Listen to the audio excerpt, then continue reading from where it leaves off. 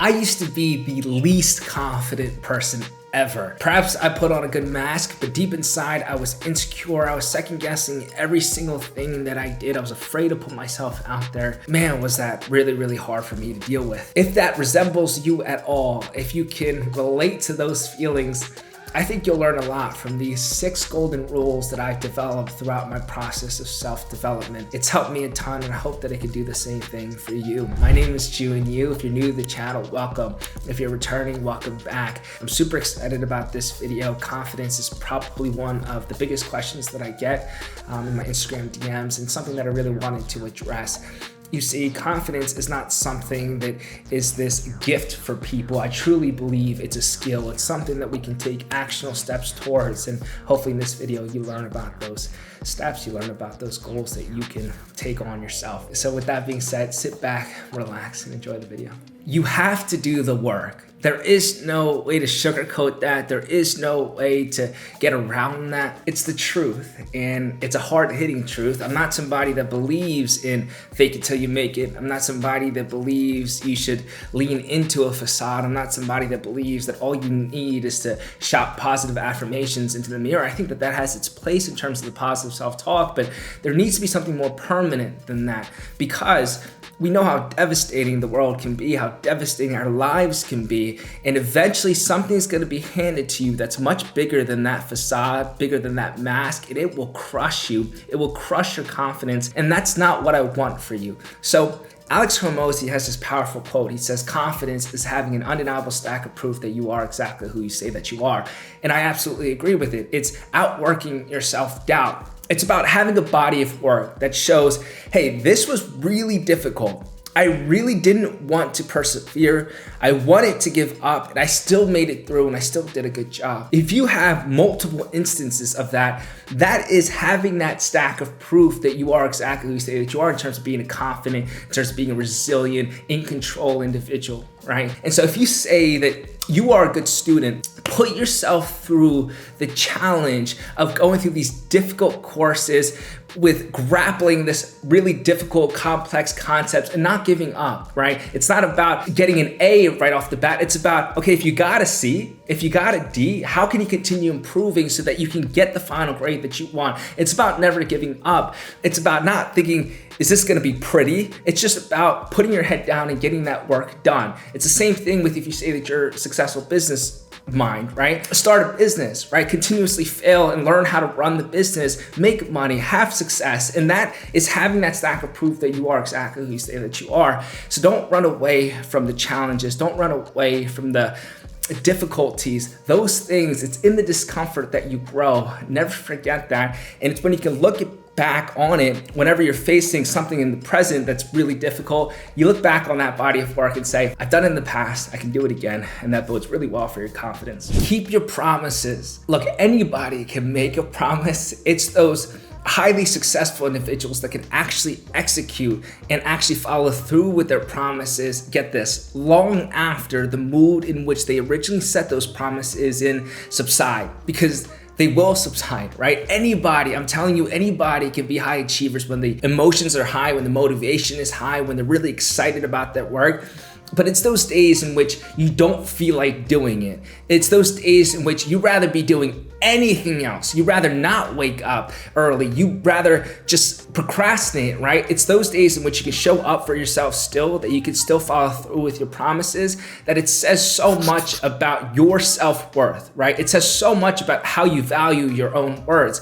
Because if you're constantly lying to yourself, right? If you're constantly telling yourself, I will do this, I am going to do this, but you never actually follow through, what does that tell yourself? That your words don't matter, right? There is no substance in your promises to yourself, and you do not want to be that type of person, because it would do so much harm for your confidence. Instead, if you could be somebody that sets out to do something, that only promises things that they know that they will follow through with it, and they'll do whatever it takes to follow through with it, because you are that type of individual that will see it through. It does so much for your confidence. It shows yourself that your words, your promises actually mean something to you. And so in the future, when you're setting your mind to something, which you'll need to do for these difficult obstacles in our life, our difficult goals in our lives, there's gonna be a lot of challenges. You know that, hey, this is gonna be really devastating in this is gonna be really tough, but I made a promise to myself and I've shown myself in the past that I follow through with those promises. So I'm gonna continue doing that, right? No matter how tough it gets, I know that I'm the type of individual that it says, if they're gonna do something, I'll follow through. Keep your promises. It's really not about what other people think about you. It matters so much about what you think about yourself. And if you can keep those promises, you're telling yourself that you matter, that your words matter. So make sure you do that. Learn to set realistic goals. You see how I said learn? I really do believe that reverse engineering your macro goals is actually a skill that allows you to be consistent and ultimately confident. What do I mean by this? Well, if you're constantly setting these goals for yourself, and again, it relates to what we just talked about in terms of setting those promises and committing to them. If you fail to execute your goals, if you fail to actually follow through with them, it doesn't do well for your confidence, right? It makes you feel pretty bad about yourself because you're thinking, man, I have all this potential. I know that I should be doing X, Y, and Z, and I cannot for some reason get myself to do those things. Instead, what you should be doing is setting yourself up for success by lowering the expectations and setting micro goals for yourself. So this is actually a problem that I believe a lot of us have, that we're obsessed with these huge leaps of progress, and we think that that is the only thing that's associated with true success. But it couldn't be further from the truth, because it's hard to come across, it's hard to sustain, and it's just not likely, right? It takes so much discipline and consistency to achieve that type of large macro goal for yourself. And if you're watching this video, you're probably my age, a little bit older, a little bit younger, which means that we didn't even have the time just yet to develop that type of consistency and discipline that's required to achieve those macro goals. Instead, set yourself up for success by actually outlining micro goals for yourself, okay? And really break it down to the point that it's laughable. It's almost like, oh my goodness, of course I can achieve this. Are you kidding me? This is so easy to accomplish, right? Let me give you an example. If you're thinking about being a good significant other to your partner, that's a very admirable goal, but that's a pretty darn big goal, right? It's hard to be a good partner. A lot of people go their entire lives never being a good partner, right? So you break that down even further and you say, I know that my significant other doesn't like it when I'm disorganized because it makes us late to things and makes us forget things. So maybe I'll be more organized. That's a little bit of a micro goal. That's bigger than the goal that you can probably achieve though. Think about that. Trying to be organized is not very specific. It's not an easy task to achieve at all. So instead you continue to break that down. You say, okay, perhaps I'll clean my room every single day. Maybe that's feasible enough, but does it make you laugh about it? Is it that easy? Probably not, because how often do you actually clean your room? Probably not often, right? So that might still be too big of a task for you. Instead, what you'll say is, let me break it down to making my bed every single day. That's what I'll do. I can do that. I'll wake up in the morning and I'll make my bed. That I can laugh about because it sounds so ridiculous. It sounds so outrageous. It sounds like obviously I'll do that, but be honest with yourself. Do you make your bed every single day? No, it actually takes a level of discipline and consistency to do that. So once you've attained that micro goal, set yourself a reasonable time frame to accomplish that goal. So let's say for the next 7 days, I'll be doing that, and then spend the next 7 days trying to do it. If you fail, continue to break that micro goal into a further micro goal. And then if you succeed, then you can incrementally progress. But you see that in that example, it's about taking that macro goal, breaking it down to its fundamental components so you're able to achieve them. And that does so much for you because it'll do two things. One, it'll build confidence. We just talked about confidence is having an undeniable stack of proof that you are exactly who you say that you are. So if you say that you're going to be organized and you say that you're going to set out to make your bed and you do that, that does really well for your confidence. But that small task builds positive momentum moving forward, which is powerful, and it's important that you capitalize on that for bigger goals down the line. So set yourself up for success by breaking down these large goals that you have for yourself into smaller ones. And by accomplishing that small goal, you're going to be able to have the level of confidence that you're looking for. You see how that's completely juxtaposed to setting these macro goals and continuously failing them and never getting that sense of dopamine hit, that never sense of, oh, I can actually accomplish something. Breaking into smaller goals is actually how you become consistent. It's how you develop that as a skill. So I hope you take that to heart and really try it out for yourself. Like literally, if you are studying today, instead of saying, hey, I'm gonna study for 6 hours, right? Instead of saying that, just say, you know what? I haven't studied for 6 hours in a very long time. okay? And I know that maybe 6 hours would be nice if I got it, but let me make that into a smaller goal for myself. Let me just say I'm gonna get to my desk and work for 20 minutes. That's all, right? Just 20 minutes. I can't mess that up. 20 minutes, I can't mess that up. I'm just gonna go to my desk. It's probably gonna take me 15 minutes to get all my stuff out and things of that sort, but just do that. Because once you're in that moment, you're gonna find after the 20 minutes are over, all right, my tabs are all open now. I got my resources in front of me. I can do this. I can do this. And you're just gonna continue doing it, right? And so you might go a little bit longer than that, 5 minutes, 10 minutes longer than that. And before you know it, you're gonna find yourself in that zone, in that flow state of doing it a lot more. But it's about, can you make realistic goals for yourself? And it's something that I don't think people understand is so powerful, right? Because if you're setting these large expectations, you're constantly failing, it doesn't do good for your confidence at all. Embrace failure. Do not run away from it. You made a mistake, you messed up somewhere, you were rejected, good. You are one step closer to finding your solution. That's the type of mindset that you need to have. You will fail your way to success because that's the quickest way to get there.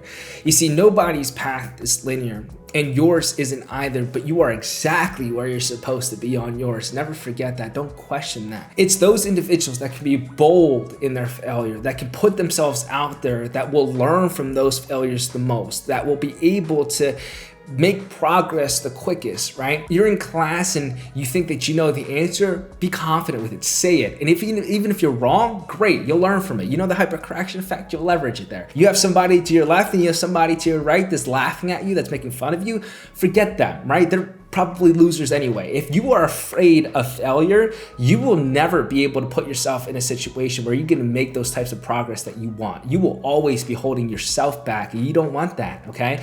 So something's new to you, right? Try it. The best way you're gonna learn it is practicing with it. Put yourself in situations to learn it, to practice it, to apply it. And when you fail, be bold in that and be like, okay, then I'll learn from it, right? I've been learning how to box and I look like a baby giraffe that has learned to walk for the very first time. I literally look like I'm not moving properly. I just look stupid, as a matter of fact. But that doesn't stop me from showing up every time that we have a practice, right? Because I know that while I'm being bold in my failures now, even though I'm looking that not so coordinated right now, I'll learn from it, right? So I don't make the same mistakes twice. I don't make the same mistake 3 times in a row ever. And so it's about, hey, put yourself in that situation, know that you're going to fail, embrace it, take it head on, and knowing that if anybody laughs at you, if anybody makes fun of you, you're doing way better than them because they're probably thinking about, oh, what does X, Y, and Z think about me? Those are the people that are gonna be real confident, right? So know that you have a lot to offer, that you are somebody that is very talented, that is very smart, that is very resilient, that's very hardworking, and you will figure it out. But how do you know where to improve if you don't actually put yourself out there and fail, right? That's your gaps of knowledge, that's your gaps of practice that you're gonna learn how to actually fill in the future. So whatever situation you're in right now that you feel like you have failed, it's a good thing. Know that it's pushing you towards the right direction. Even in my engineering internships, right, we talk about it all the time that when you come up with a novel idea and it fails, that's not something that you don't present. That's not something that the company is going to regret spending thousands of dollars on, because that shows, okay, that's not a solution, that we're one step closer to that right solution. That's how you have to envision. You have to envision it like an engineer. Be the engineer of your life. Be somebody that takes hold of it. Know that you're going to make failures and you're going to make mistakes, but that's not what you should be running away from. What you should be running away from is never putting yourself out there in the first place. So embrace those failures, and it's going to do a lot of good for you in terms of your overall confidence. Change the content that you consume. This is a big one that I think that people don't really understand the impact it can have, the profound impact it can have on your confidence. You have to understand that a healthy diet is not only about the foods that you consume for your stomach, but a healthy diet consists of the healthy thoughts that you feed your mind and your soul. You see, if you're spending that much time on social media and that's become such a heavy integrated part of your life, and you are consuming content that is toxic, you're consuming content that makes you feel insecure or bad about yourself, or only highlights the end product and nothing about the actual hard work that it takes to get there, what is your mind gonna immediately think, right? Do you think that you're just gonna absorb that content and just think of it as entertainment and not actually absorb it and make it intimate to you? No, you'll subconsciously do that, and that can be so damaging for your confidence. Look, I'm not somebody that thinks that social media is inherently bad. I think there's a lot of good things that you can do with social media, but you do have to be very careful with the type of content that you're consuming. So right now, I really hope that you pause this video and you literally go through your following, you literally go through your feed and revamp it, right?